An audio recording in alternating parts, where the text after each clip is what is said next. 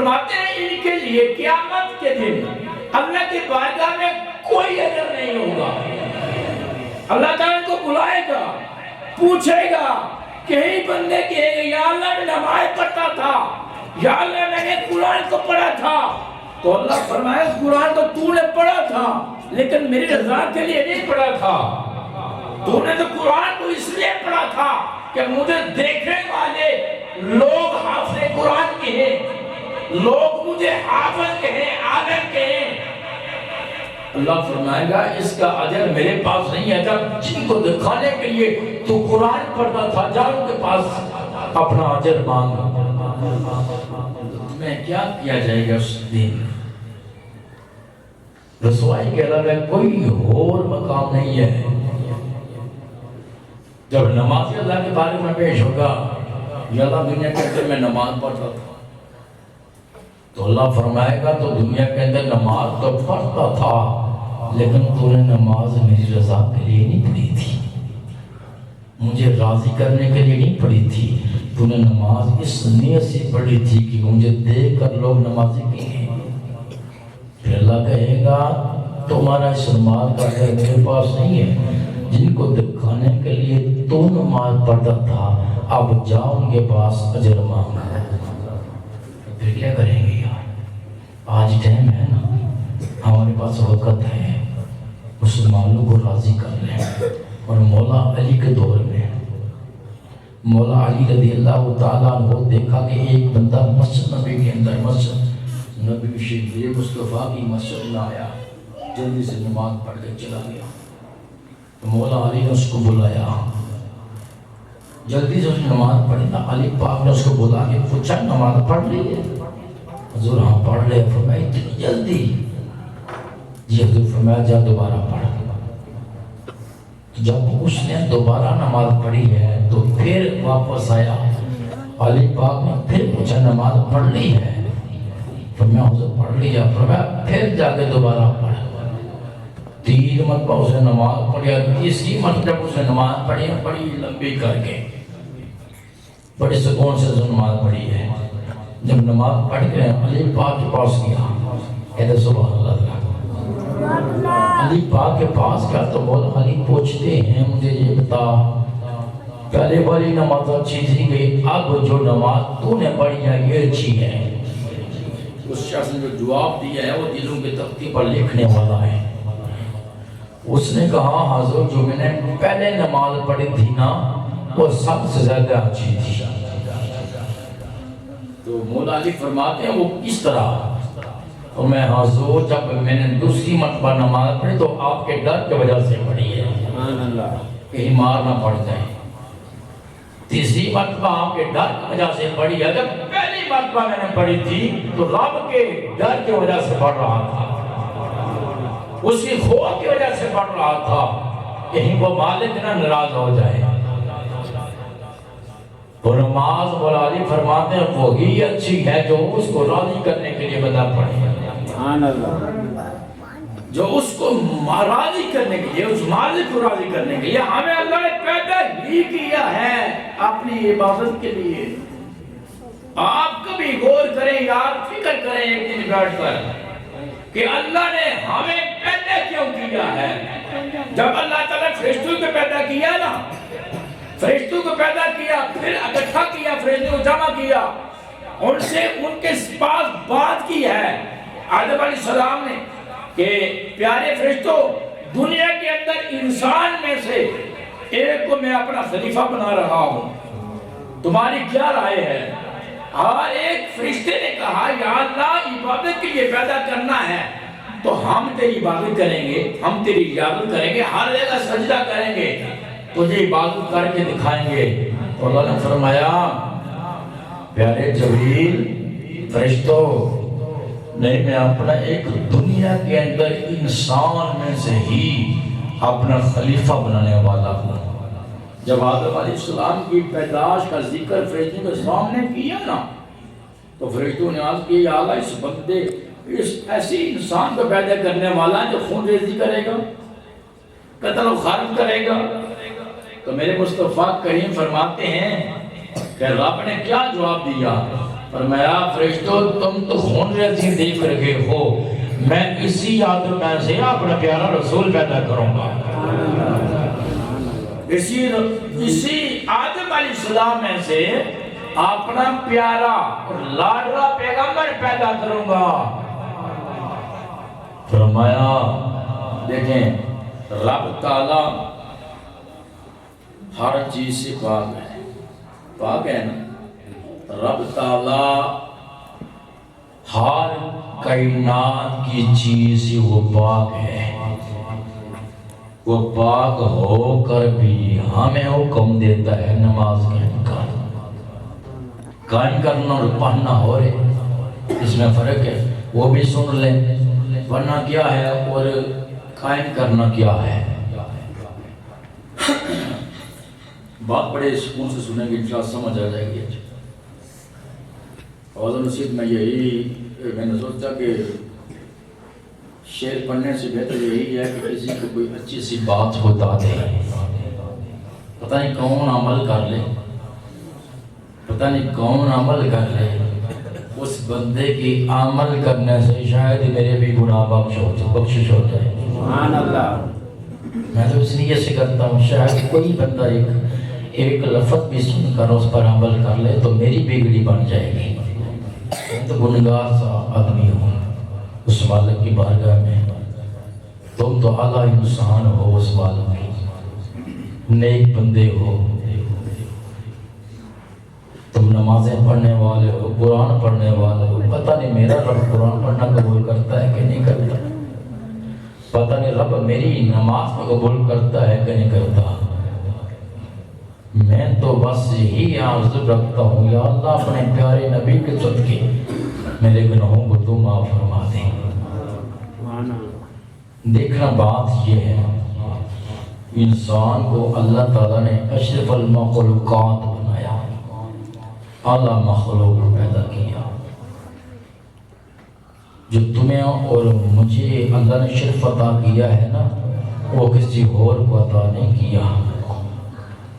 دیکھنے بات یہ ہے آپ نے اور کرنا ہے، بندہ اس رب کی بارگاہ میں اگر کھڑا ہوتا ہے نا تو ابھی نیت کرتا ہے، نیت اس نے کی نہیں ہے، کرنے کی نیت کی دل میں کہ میں نماز کی نیت کروں، نماز شروع کروں، تو میرے مصطفیٰ کریم فرماتے ہیں کہ اللہ تعالیٰ فرشتوں کو حکم دیتا ہے جلدی جاؤ اس بندے کے جتنے گناہ ہیں، سبحان اللہ، جلدی جائیں اس بندے کے جتنے گناہ ہیں، گناہوں کا بوجھ ہے اس پر، جاؤ اس گناہوں کے بوجھ کو اٹھا کر پیچھے کر دو، سائڈ پہ کر دو۔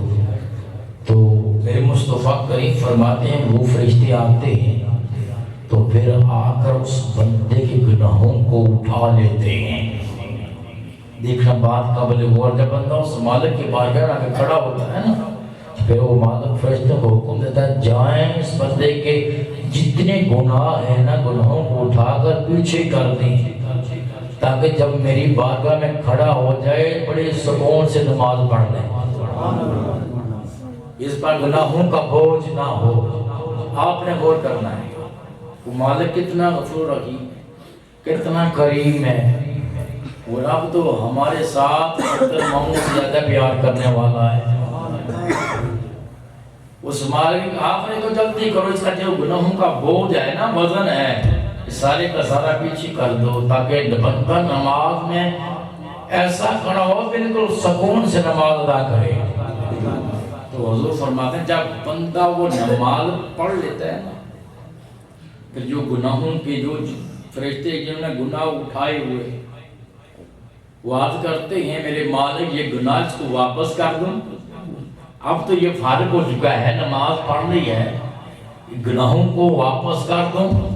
تو اللہ فرماتا ہے فرشتوں جب میں نے اس سے گناہ لے لیے ہیں، جب میں نے گناہ لے لیے ہیں تو پھر اس کو گناہ واپس نہیں کرنے، یا اللہ اس کے گناہ ہیں، اس نے کیے، پورا ہفتہ گناہ کرتا رہا، جب نماز پڑھنے لیے کھڑا ہوا تو گناہوں کو بہت پیچھے کر دیا.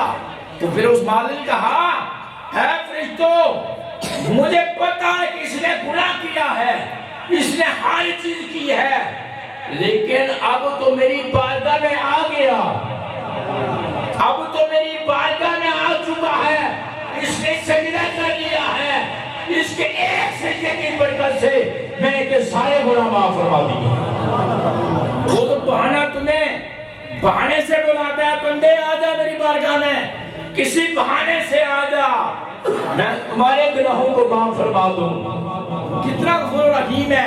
آج تو اور میں اپنے غریبان کو دیکھو تو صحیح, کیا میں اس مالک کی جس نے ہمیں پیدا کیا ہے کیا اسی کے بتائے ہوئے طریقے پر عمل کر رہے ہیں, زندگی کس طرح گزار رہے ہیں؟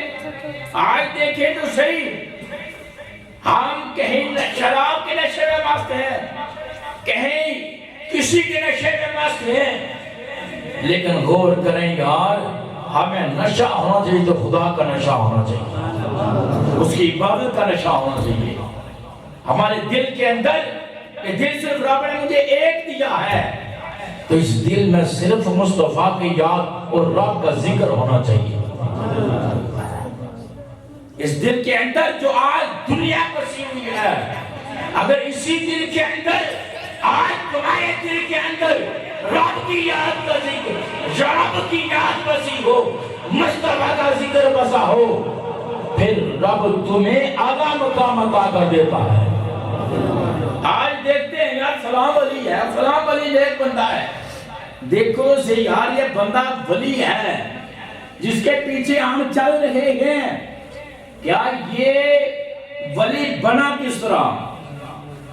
میرے مرشد گرامی فرماتے تھے بیٹا جب کسی پیر کا مرید ہونا ہو تو پہلے اس کے پاس جا کر بیٹھنا ضروری ہے. تمہارا اس کے پاس بیٹھنا ضروری ہے. فرمایا اس کے پاس بیٹھے اس کے کھانا کھائیں گے, پانی پیئیں گے, دیکھو سے یار کہیں شریعت مصطفیٰ کا باغی تو نہیں ہے. میرے پیر مرشد فرماتے ہیں اگر وہ مصطفیٰ کی شریعت کا باغی ہے تمہیں اس کی بیعت نہیں کرنی چاہیے. بیعت اس کی کریں جو خدا کا ہے, جو بندہ خدا کا ہے اسی کے ہاتھوں میں ہاتھ دیں. یہی بندے جن کے ہاتھوں میں ہاتھ دے رہا ہے یہی کل تمہیں قیامت دن جنت میں لے کر جائیں گے. میری حضور کی حدیث ہے, میرے مصطفیٰ کریں دنیا کے اندر ملا جس سے پیار کرے گا نا اسی کے ساتھ قیامت کے دن اٹھایا جائے گا. ہم تو چاہتے ہیں یار کسی اچھے بندے کے ساتھ اٹھیں, حضور کے ساتھ پیار کریں, محبت کریں, قیامت کے ہم مصطفیٰ کریم کے ساتھ اٹھیں. ہمیں رب نے پیدا ہی کیا ہے تو اپنی عبادت کے لیے پیدا کیا ہے. نماز میرے مصطفیٰ فرماتے ہیں الصلاۃ معراج المومنین, مومن کے معراج جو ہے وہ نماز ہے. یہ نمازیں ہمیں رب نے عطا کی تھی, یہ نمازیں وہ ہیں وہ معراج کی رات مصطفیٰ کریم کو اللہ نے تحفہ دیا ہے. ہم تحفے کی قدر کیا کرتے ہیں؟ قدر کرتے ہیں؟ بولیں ذرا تحفے کی قدر کیا؟ ایک پڑھ لیا, دو رہ گئی, تین پڑھ چار رہ گئی, کیا یہ قدر ہے؟ نہیں. قدر کرنی ہے تو بھئی 5 ٹائم کا بابون سے نماز ادا کر, پتہ چلے نا کہ تم مصطفیٰ کریم کی جو معراج کا تحفہ ملا ہے اس کی قدر کی ہے. تو میرے حضور فرماتے ہیں جس نے نماز کی حفاظت کی ہے, نماز کی حفاظت کی ہے, نماز کو ٹائم پر پڑھا ہے, یہ نماز جس کی حفاظت تو کر رہا ہے یہ نماز قبر میں اس کے لیے نور بن جائے گی. اگر تو نماز کی حفاظت نہیں کرے گا پھر یہ اپنے لیے سوچ کے نہ بیٹھ کہ نماز بھی میرے لیے قبر میں نور بنے گی. حضور فرماتے ہیں پھر اس کے لیے نہ نور ہے نہ کچھ ہے, کوئی شے نہیں بنے گی. اگر تم نے نماز کی حفاظت کی ہے تو قبر میں نماز تمہارے لیے نور بن جائے گی. یہ نماز ہی میرے مصطفیٰ کا تحفہ ہے جو اللہ نے ہمیں عطا کیا, مصطفیٰ کے ذریعے عطا کیا. پھر موسیٰ کلیم اللہ علیہ السلام کا نمازی تھی نا, اللہ کے بارے میں بھیجا کیوں کہ موسیٰ علیہ السلام نے کوہ طور پر جاتے تھے اللہ کی زیارت کام کلامی کرنے کے لیے. وہ زیارت کرنے کہا یا اللہ مجھے دکھا میں دیکھوں, تجھے دیکھوں گا۔ اللہ نے فرمایا موسیٰ تو مجھے دیکھ نہیں سکتا پر میرے دیکھنے والے کو تو دیکھے گا۔ تو موسیٰ کی وہ دعا کا اثر تھا، وہ پورا ہو رہا تھا معراج کی رات میں۔